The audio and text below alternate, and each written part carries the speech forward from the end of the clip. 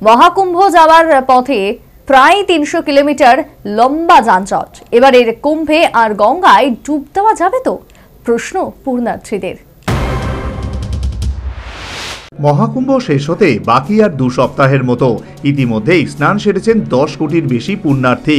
প্রধানমন্ত্রী নরেন্দ্র মোদী থেকে শুরু করে দেশ বিদেশের নামি দামিরাও ডুব দিয়েছেন গঙ্গায়। সোমবার রাষ্ট্রপতি দ্রৌপদী মুর্মুও পুণ্য স্নান সেরেছেন।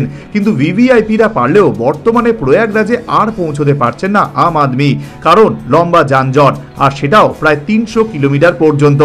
হ্যাঁ, ঠিকই শুনেছেন, ৩০০ কিলোমিটার। हम तो पैदल निकल जाए। पहले दोस्तों, ये है नेशनल हाईवे NH7 मैया रोड झुकेही के पास का लगा बहुत बड़ा जाम। ये देखो, पूरा बहुत लंबा जाम पड़ा हुआ है, कैलवारा तक गया हुआ है। ये पूरा लंबा, बहुत लंबा जाम है।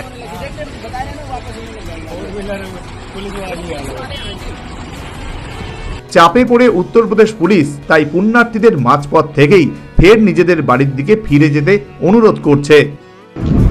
आप सब लोगों को एक प्रकार से सूचना देने के लिए खड़े हुए हैं कि एक बार अपना पुनः मन बना लीजिए और कोशिश करिए कि घर वापस चले जाइए।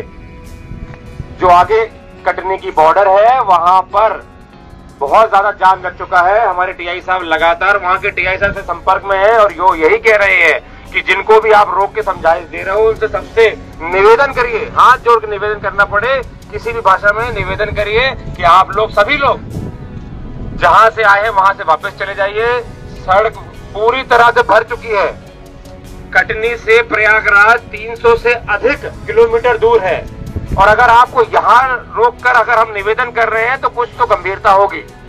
आप परिवार के साथ आए हुए हैं, मित्रों के साथ आए हुए हैं, पुनः एक बार विचार कर लें।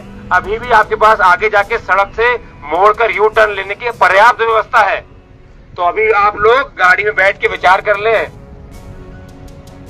हम पुलिस बिल्कुल नहीं चाहती आप लोग किसी प्रकार की समस्या का सामना करें।